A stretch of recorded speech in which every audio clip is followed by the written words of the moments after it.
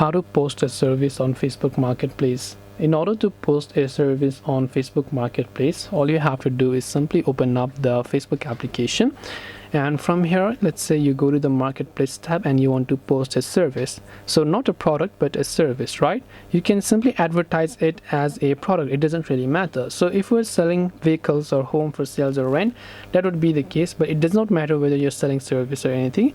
You can type in items. So let's say that you are a freelancer and you are a makeup artist, right? So right over here in the title, you can, let's say, type in makeup artist at home, right? So which means you will go to people's places and do their makeup using your own equipments, and in the price you can simply add your hourly price or something like that, categories, condition in the description.